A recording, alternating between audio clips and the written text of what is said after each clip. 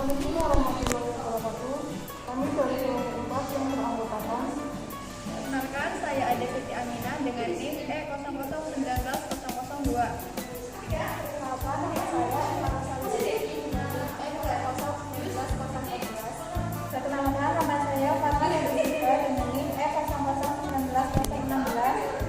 Dan saya Wahyu Abdullah dengan NIM E001904.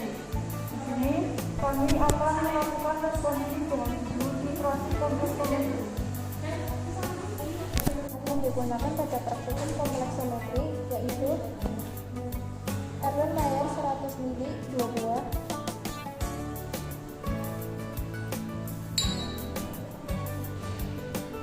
Erlenmeyer 250 mili 2 buah,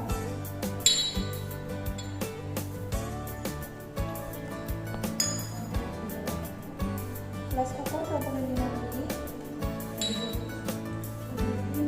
gelas ukur 10 mili, gelas ukur 5 mili, ada corong kaca, satu gelas 100 mili, ada buret, pita kaca 3 buah, selanjutnya ada klem, dan terakhir ada statin. Sedangkan bahan yang digunakan pada titrasi kompleksometri antara lain indikator EBT, Na2-EDTA, Aquades, ZnSO4, CaCl2, dan larutan buffer pH 10. Percobaan titrasi kompleksometri bertujuan agar mahasiswa mampu menentukan kadar kalsium klorida dengan metode titrasi kompleksometri. Prinsip dasar dari titrasi kompleksometri adalah terjadinya reaksi pembentukan ion-ion senyawa kompleks antara bahan yang akan dianalisis dengan titran.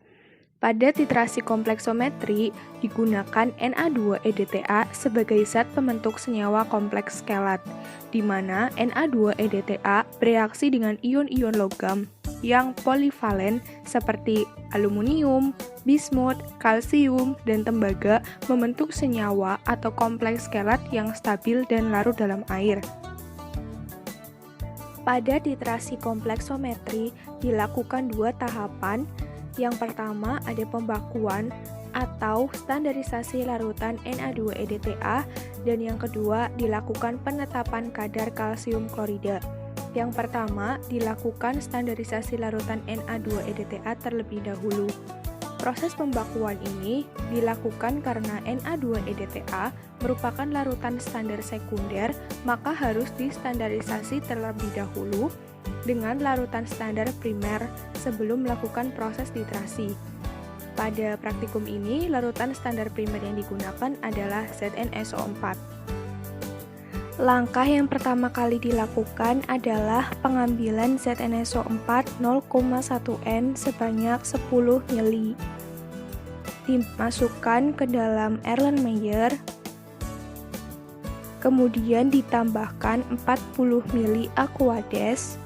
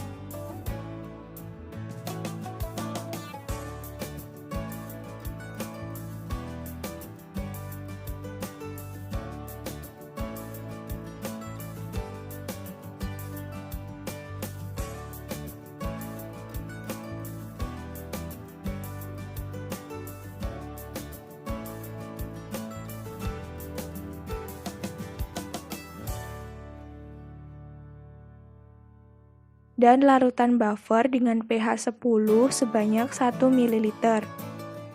Pada saat penambahan larutan buffer, larutan berubah dari yang semula bening menjadi putih keruh.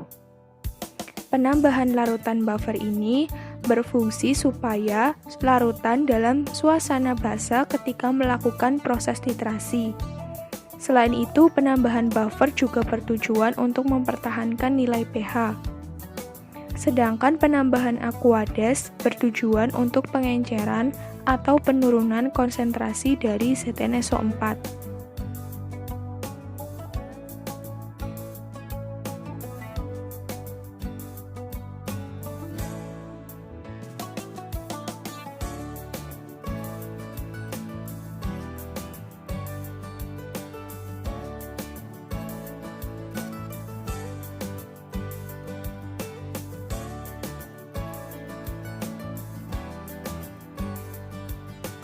Kemudian larutan diambil sebanyak 10 ml sebagai larutan cuplikan.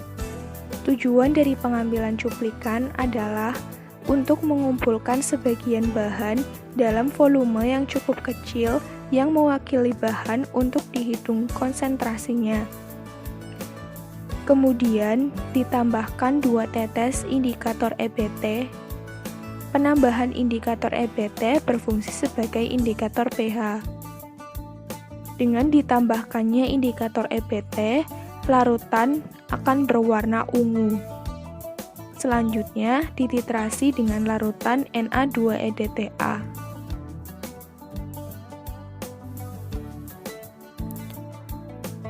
Langkah-langkah penggunaan biuret atau pemasangan biuret yang pertama yaitu siapkan lempeng statif dan klem.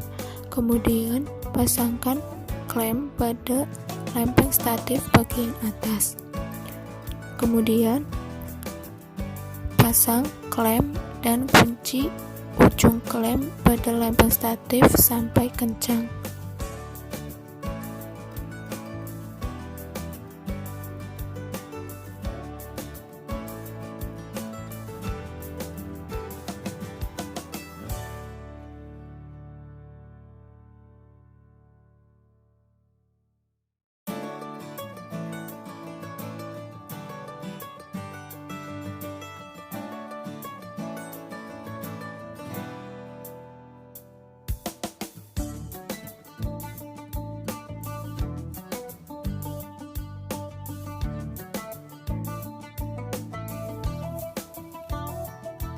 Sebelum kita melakukan titrasi, buret diuji terlebih dahulu dengan menggunakan Aquades untuk mengetahui apakah buret tersebut bocor atau tidak.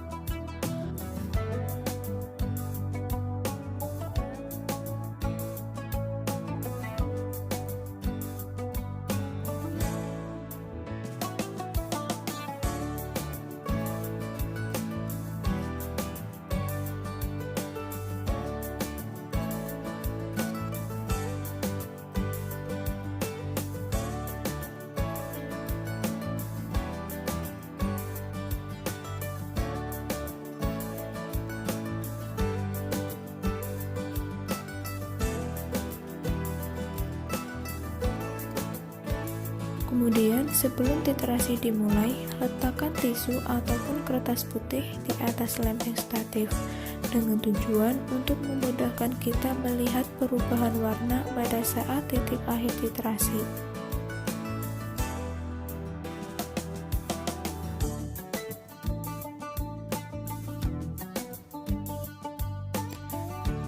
Kemudian, masukkan larutan Na2-EDTA ke dalam buret. Selanjutnya, larutan yang sudah ditetesi dengan indikator EBT lalu diletakkan di atas lempeng statif yang sudah dilapisi alasan tisu. Larutan dititrasi dengan menggunakan larutan Na2-EDTA. Tujuan penggunaan Na2-EDTA sebagai titran karena sebagai garam natrium atau Na2H2Y. Na2H2Y sendiri merupakan larutan standar primer sehingga tidak perlu distandarisasi lebih lanjut. Pada saat titrasi, jangan lupa larutan sambil dikocok dan perhatikan perubahan warna yang terjadi. Untuk hasil positif larutan berubah warna dari ungu menjadi biru tongkar. Tetapi pada saat kami melakukan percobaan, diperoleh hasil negatif dengan perubahan warna dari ungu menjadi hijau kebiruan. Hasil negatif tersebut kemungkinan disebabkan karena terkontaminasinya bahan lain dan alat-alat yang kurang steril pada saat digunakan, dan kurang telitinya kami pada saat praktikum. Untuk hasil reaksi standarisasi Na2-EDTA adalah sebagai berikut. Pada percobaan kedua adalah penetapan kadar CaCl2. Cara kerjanya adalah sebagai berikut.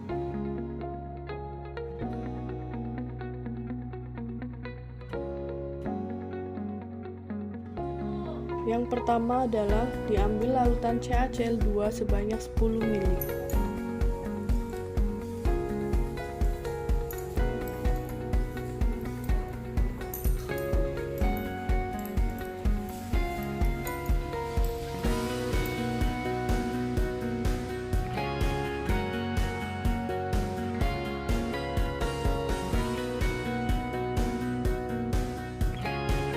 Larutan kemudian dimasukkan ke dalam airline layer,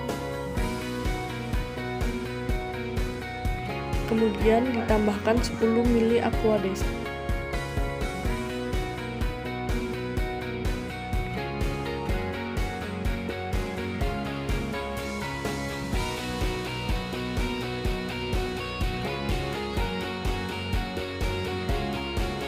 Larutan aqueous kemudian dimasukkan ke dalam airline layer. Kemudian larutan ditambahkan 1 ml larutan buffer pH 10. Di sini pada penambahan 1 ml larutan buffer pH 10 digunakan menggunakan pipet. 1 ml larutan buffer pH 10 setara dengan 20 tetes.